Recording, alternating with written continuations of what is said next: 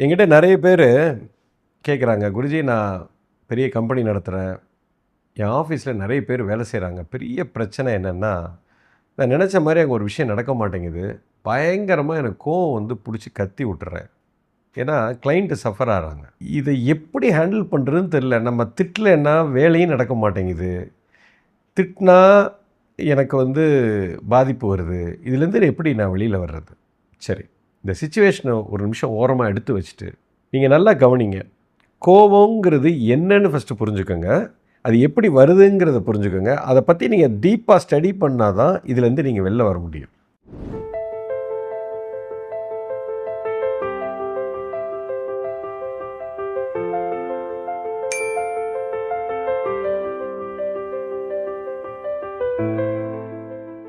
சரியா? ஒரு மூணாவது மனுஷனாக வெளியே நின்று அப்படியே பாருங்களேன். இப்போது உங்கள் ஆஃபீஸில் நீங்கள் ஒரு விஷயத்தை ஒருத்தர்கிட்ட சொல்கிறீங்க, அது நினச்ச மாதிரி இப்படி போகணும், இந்த மாதிரி போயிருக்கணும் அப்படின்னு நீங்கள் சொல்கிறீங்க. ஆனால் அந்த மாதிரி போகலை. இப்போ நீங்கள் நினச்ச மாதிரி அது போகலை அப்படின்னா உங்களுக்கு இப்போது கோபம் வருது. நம்மளை சுற்றி நடக்கிற விஷயங்கள் ஃபஸ்ட்டு நம்ம நினச்ச மாதிரி போகும்னு நம்ம எப்படி எதிர்பார்க்க முடியும்? ஃபஸ்ட்டு அதை எதிர்பார்க்காதீங்க. ஓகே அப்போ எதிரே பார்க்கக்கூடாது, எல்லாம் தப்பு தப்பாக தான் போகுமா? அப்படி சொல்ல வரல நான். அது எப்படி வேணால் போகலாம், நீங்கள் நினச்ச மாதிரியும் போகலாம், நினச்ச மாதிரி போகாமல் இருக்கலாம். சரி, நீங்கள் நினச்ச மாதிரி போயிடுச்சுன்னா சந்தோஷம். நினச்ச மாதிரி போகலை, அவங்க மாற்றி பண்ணிட்டாங்கன்னா அதை நான் சரி பண்ணணும், அவ்வளோதான். அதை சரி பண்ணுறதுக்கு நான் என்ன செய்யணுமோ அதைத்தான் நான் செய்யணுமே தவிர, நான் கோபப்பட்டு கத்துனேன் அப்படின்னா அவன் ஏற்கனவே அந்த செஞ்சவன் வந்து தப்பு பண்ணவன் டென்ஷனில் உட்காந்துருக்கான். இப்போ நானும் கூட சேர்ந்து கத்துனேன்னா அவன் எப்படி சரியான ட்ராக்குக்கு வருவான்? வர்றதுக்கு வாய்ப்பே இல்லை. ஃபஸ்ட்டு இந்த கோவம் வந்துச்சு பார்த்தீங்களா, இது ஏன் தெரியுமா வந்துச்சு? இந்த மொமெண்ட்டில் இப்படி நடந்திருக்கணும், ஆனால் அது அப்படி நடக்கலை, வேறு எப்படியோ நடந்துருச்சு. இது எப்படி இப்படி நடக்கலாம், இப்படி நடந்திருக்கக்கூடாதே அப்படின்னு உங்கள் மைண்டு வந்து அதை ரெசிஸ்ட் பண்ணுது. டேய், இந்த மொமெண்ட்டில் மாற்றி நடந்துருச்சு கண்ணா, இதை நீ ஒன்றும் பண்ண முடியாது. ஃபஸ்ட்டு இதை நீங்கள் புரிஞ்சுக்கணும்.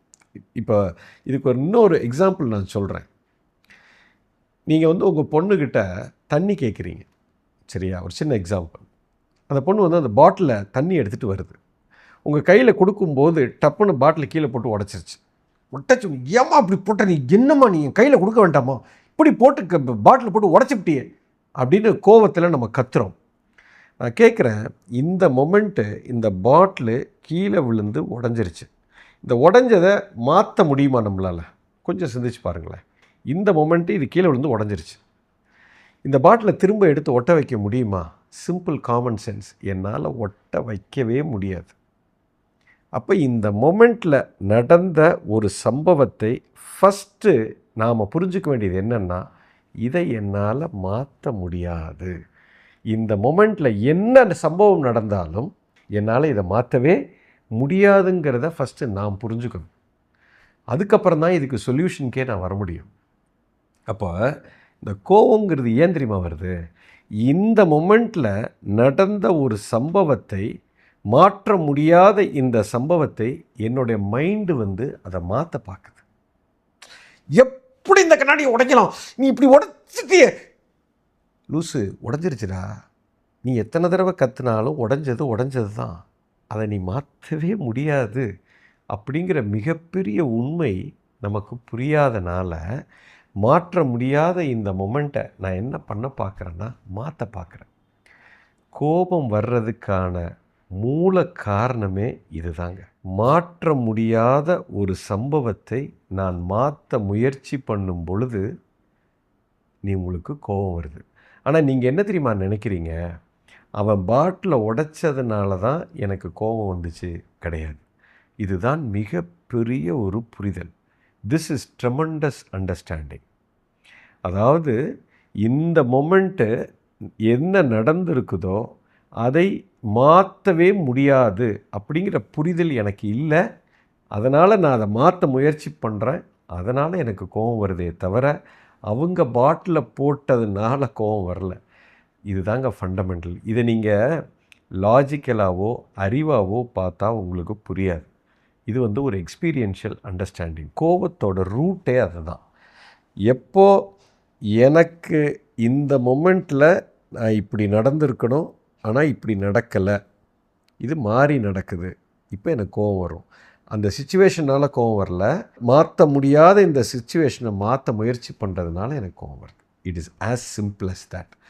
இந்த ஒரு சிம்பிள் ஃபேக்ட்டு எனக்கு புரிஞ்சிருச்சு அப்படின்னா உங்களுக்கு கோபமே வராது. You will never get angry. This is the biggest fact. இதை வந்து நீங்கள் லாஜிக்கலாக இப்போ நான் சொல்கிற எக்ஸ்ப்ளனேஷனை எவ்வளோ பார்த்தாலும் உங்களுக்கு புரியாது. நீங்கள் எக்ஸ்பீரியன்ஷியலாக பார்க்கும்போது தான் இது புரியும். லைஃபை எப்பயுமே அப்படி தான். இதில் அடுத்த இன்னொரு முக்கியமான விஷயம் இருக்குது. இப்போ எனக்கு கோபம் வருது, அவங்க பாட்டிலை கீழே போட்டு உடச்சிட்டாங்க. இப்போ நான் திரும்ப கத்துறேன், ஏன் இப்படி பண்ணேன், ஏன் இப்படி பண்ணேன், ஏன் இப்படி பண்ணேன். முடிஞ்சு போச்சு. நீ ஏன் பண்ணேங்கிறத நான் கோவப்பட்டு கத்தி எந்த பிரயோஜனமும் இல்லை. நீங்கள் நிதானமாக உட்காந்து கூட அவங்களுக்கு எக்ஸ்பிளைன் பண்ணலாம். You understand. நீங்கள் கத்துனீங்கன்னா அவங்க பதட்டம் தான் அடைகிறாங்க, ரொம்ப மோசமான நிலைமைக்கு தான் போவாங்க. ஸோ ஃபஸ்ட்டு திங், எனக்கு கோவம் வர்றதுக்கு காரணம் நடந்த சிச்சுவேஷன் என் மனம் எதிர்க்கிறது, அதை அக்செப்ட் பண்ண மறுக்குது. நீங்கள் அக்செப்ட் பண்ணி தான் ஆகணும், வேறு வழி இல்லை. அப்போது எந்த சிச்சுவேஷன் நடந்தாலும் அதை அக்செப்ட் பண்ண சொல்கிறீங்களா? அப்படி சொல்லலை. இந்த மொமெண்ட்டில் நடந்ததை உங்களால் மாற்ற முடியாது, அக்செப்ட் பண்ணுங்கள். அடுத்த மொமெண்ட்டை நீங்கள் கண்ட்ரோல் பண்ணிக்கலாம். அடுத்த தடவை இந்த தப்பு நடக்காமல் இருக்கிறதுக்கு நான் என்ன செய்யணுமோ அதைத்தானே நீங்கள் செய்யணும். இந்த மொமெண்ட்டில் நடந்தது நீங்கள் ஒன்றும் பண்ண முடியாது. நாளைக்கு இந்த பாட்டில் கீழே விழக்கூடாது, அதுக்கு நீங்கள் என்ன செய்யணுமோ அதைத்தான் செய்ய முடியுமே தவிர இந்த மொமெண்ட்டில் நடந்ததை நீங்கள் மாற்ற முடியாது. இந்த ஃபேக்டை தான் நீங்கள் புரிஞ்சுக்கணும். இப்போ நீங்கள் கோபப்படுறது எதுக்கு தெரியுமா கோபப்படுறீங்க? நாளைக்கு வரப்போகிற சிச்சுவேஷனை சரி பண்ணுறதுக்கு நீங்கள் கோவப்படலை, இந்த மொமெண்ட்டில் ஏன் இப்படி நடந்துச்சுங்கிறது தான் கோவப்படுறீங்க. அட லூசு, அது முடிஞ்சு போச்சு கண்ணு, அதை ஒன்றும் பண்ண முடியாது, அதுக்கு கோவப்பட்டு பிரயோஜனம் இல்லை. ஆனால் நீங்கள் என்ன சொல்கிறீங்க, நான் கோபப்பட்டு கத்துனா தான் அடுத்த தடவை அவன் பண்ண மாட்டான். அது வந்து ஒரு முட்டாள்தனமான ஒரு அணுகுமுறை. யார்கிட்டையுமே நீங்கள் கத்தி ஒருத்தனுக்கு புரிய வைக்க முடியாது. ஒரு விஷயத்தை ஒருத்தனுக்கு புரிய வைக்கணும்.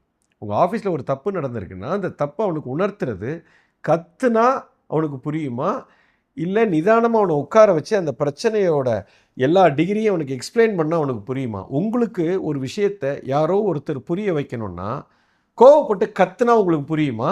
இல்லை நீங்கள் நல்ல மூடில் இருக்கும்போது உங்களை உட்கார வச்சு, தம்பி நீ நேற்று இப்படி பண்ண, இது இப்படி பண்ணதுனால தான் இப்படிலாம் ஆச்சு, இதை நீ இப்படி புரிஞ்சுக்கிட்டீன்னா நீ அடுத்த தடவை பண்ண மாட்டேன்னு சொன்னால் உங்களுக்கு புரியுமா? Simple common sense. ஸோ இப்போ அந்த நேரத்தில் நீங்கள் ரியாக்ட் பண்ணுறதுனால உங்கள் பிரச்சனை சால்வ் ஆகலை, நீங்கள் அஃபெக்ட் ஆகுறீங்க, அடுத்தவனை அஃபெக்ட் பண்ணுறீங்க, அந்த சிச்சுவேஷனையே டெமாலிஷ் பண்ணுறீங்க. நீங்கள் ரியாக்ட் பண்ணுறது நடந்து முடிஞ்ச சம்பவத்துக்கு. நான் என்ன சொல்கிறேன், நடந்து முடிஞ்ச சம்பவத்தை ஒன்றும் பண்ண முடியாது, அதை அக்செப்ட் பண்ணிங்கன்னா கோபம் வராது. இப்போ நடக்க போகிறத சரி பண்ணுறதுக்கு உண்டான வேலையை தான் நீங்கள் பார்க்கணும். இந்த புரிதல் வந்ததுன்னா எந்த மொமெண்ட்டில் எந்த சிச்சுவேஷன் நடந்தாலும் உங்களுக்கு கோபம் வராது. This is the fundamental. புரிஞ்சிருச்சுன்னா நீங்கள் புத்திசாலி. You understand.